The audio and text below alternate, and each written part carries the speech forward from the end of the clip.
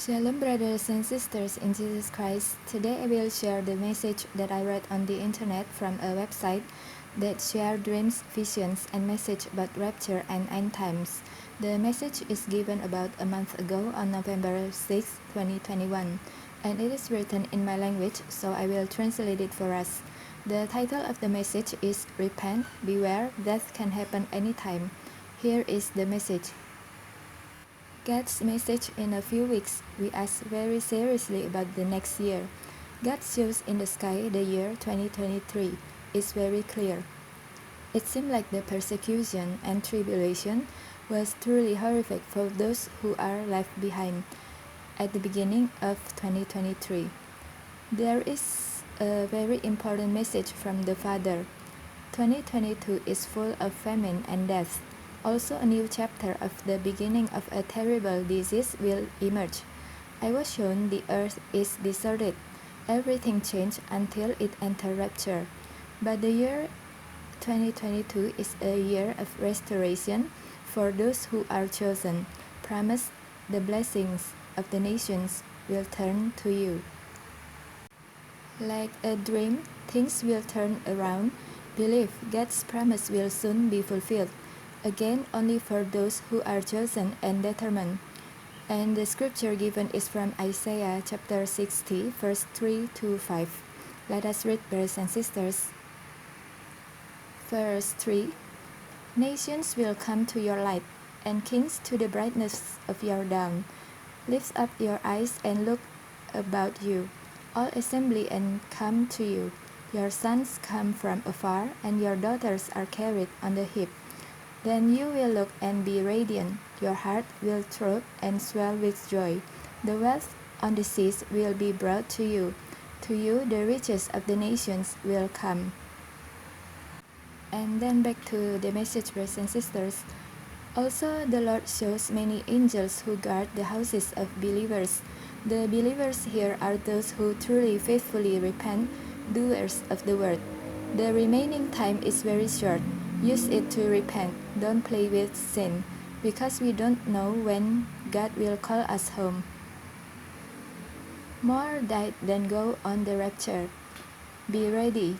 Do not look at the remaining years, because God said many will die. Don't play with sin, don't delay, because tomorrow may be the end of your life on earth. Jesus bless you. The message from Solomon's Porch Worship and Theme. That's the end of the message, brothers and sisters. Please take it to the Lord in prayer. Brothers and sisters in Christ, as written on that message, many people will die. I have read this message about a month ago, and I am moved to share it today because I saw like it is happening now. We see so many disasters lately all around the world: tornadoes, volcano eruptions, earthquakes, and so on. Some of these disasters happen without any warnings or signs, so many people become the victims and died. For example, the eruption of a volcano in Indonesia and the recent tornadoes in America. If there were any warnings or signs, perhaps there wouldn't be many victims. In these last days, I feel it is important for us to give warnings to repent, because the rapture disasters, death will happen suddenly. I believe most of us are the believers of Jesus Christ, because the rapture and end times are the message for believers, so I won't speak about salvation anymore.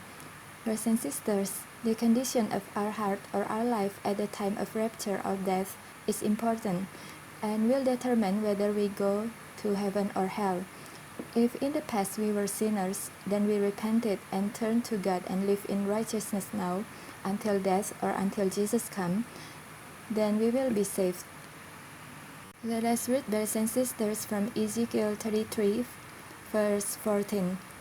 And if I say to a wicked person, you will surely die, but they then turn away from their sin and do what is just and right, if they give back what they took in pledge for a loan, return what they have stolen, follow the decrees that give life, and do no evil, that person will surely live, they will not die.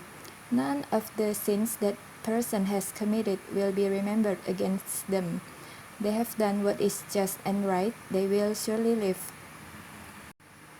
But if in the past we lived in righteousness, then because God did not come or delay, or because we heard false teachers who said that repentance from sins, living in holiness, bear good fruit is not needed to enter heaven, and then we start living in sin, lukewarmness, worldliness, and when we die or when the rapture happens, we are trapped in sin and do not repent, then we will be left behind or go to eternal death or hell. This is written in Ezekiel 33. Let us read, brothers and sisters, from verse 13. If I tell a righteous person that they will surely live, but then they trust in their righteousness and do evil, none of the righteous things that person has done will be remembered.